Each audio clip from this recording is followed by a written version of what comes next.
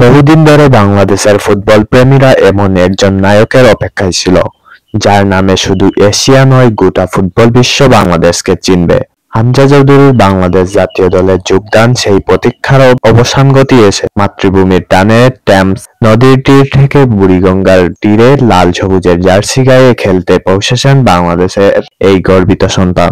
জন্ম ইংল্যান্ডের লেস্টারশায়ারে হলেও শৈশবের অনেকটা সময় বাংলাদেশেই কাটিয়েছেন হামজা।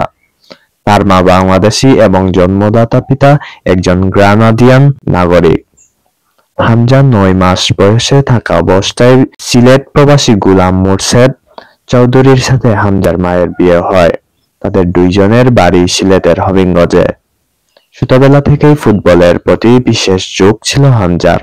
৫ বছর বয়সে তাকে লাভপুর ফুটবল ক্লাবে ভর্তি করানো হয়। ৬ বছর বয়সে যোগ দেন লেস্টার সিটির ট্রেনিং ক্যাম্পে।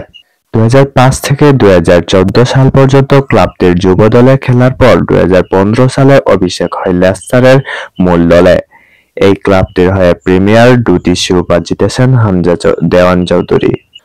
বর্তমানে আরেক ইংলিশ ক্লাব শেফিল্ড ইউনাইটেডের হয়ে খেলছেন তিনি। ক্লাব ফুটবল ছাড়াও ইংল্যান্ড অনূর্ধ্ব-২১ জাতীয় দলের হয়েও খেলেছেন বর্তমানে বাংলাদেশের এই নয়া ফুটবলার।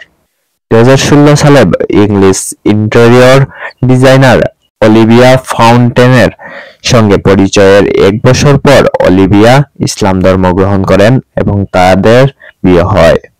সাংসারিক জীবনে তাদের একটি ছেলে ও একটি মেয়ে সন্তান রয়েছে। হামজার মতো বিশ্বমানের ফুটবলারের ছোঁয়ায় বাংলাদেশের মরচে ধরা ফুটবল বিশ্বের দরবারে মাথা তুলে দাঁড়াবে, এমনটাই প্রত্যাশা এদেশের ফুটবল প্রেমী কর্তৃপক্ষের।